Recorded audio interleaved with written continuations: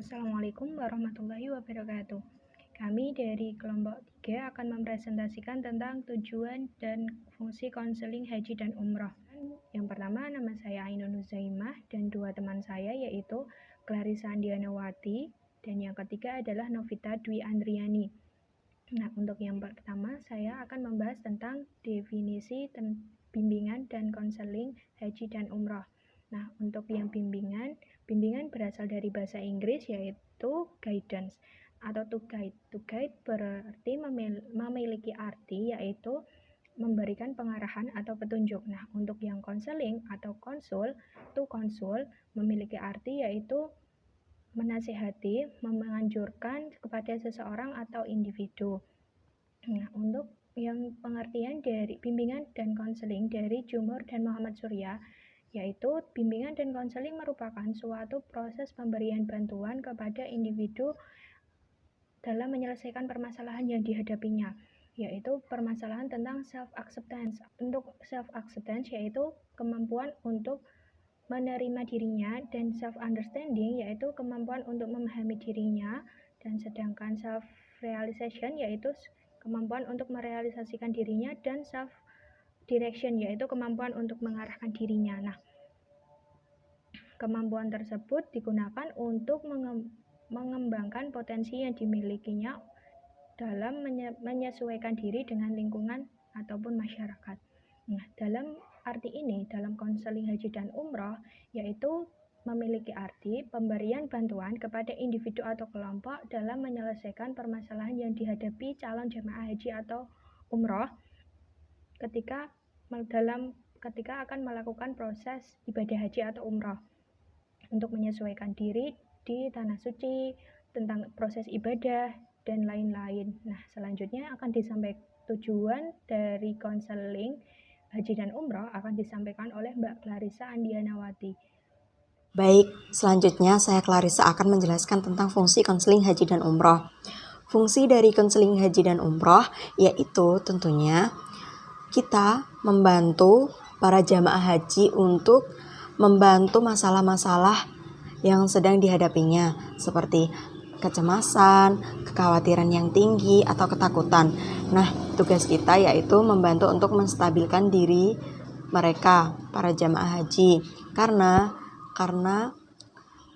hal-hal tersebut bisa mengganggu produktivitas atau menghambat produktivitas dalam melakukan suatu kegiatan, termasuk berangkat haji atau umroh.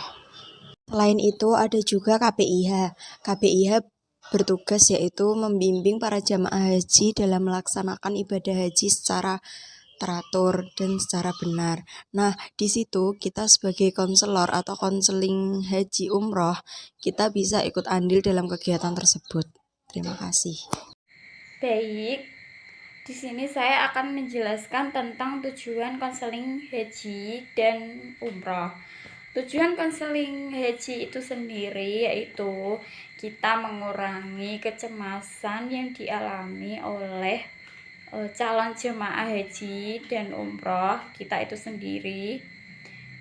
Kecemasan-kecemasan itu seperti jauh dari keluarga, takut tidak bisa menyesuaikan dengan cuaca di sana, dan kita menggunakan metode konseling yang kita gunakan.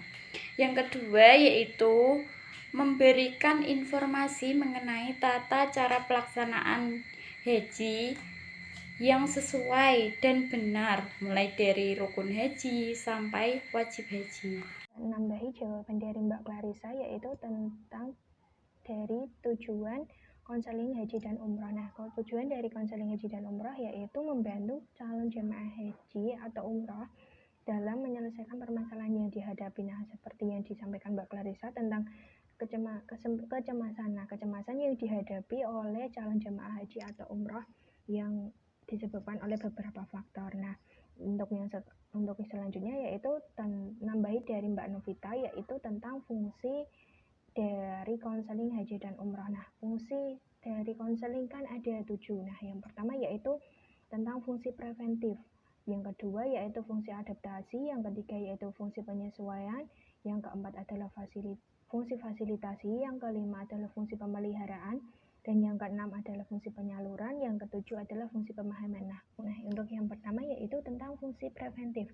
Fungsi preventif yaitu memiliki arti dalam proses konseling, yaitu berfungsi untuk mengantisipasi berbagai masalah yang mungkin terjadi atau dialami oleh calon jemaah haji atau umroh. Nah, seperti yang disampaikan Mbak Clarissa, misalnya contohnya kecemasan. Nah, itu kan kebanyakan sering terjadi dan dialami oleh calon jemaah haji. Nah, tugas dari konselor atau konselor dari haji dan umroh yaitu memberikan stimulus atau beberapa pengarahan kepada calon jemaah haji atau umroh untuk menyelesaikan permasalahan yang dialami, yaitu misalnya dari kecemasan. Nah, misal dari kecemasan tersebut kita memberikan solusi, misalnya dari teknik behavioral. Nah, teknik behavioral kita memberikan salah satu metode, yaitu metode relaksasi. Nah, untuk mereduksi kecemasan atau anxiety yang dialami oleh calon jemaah haji atau umroh tersebut.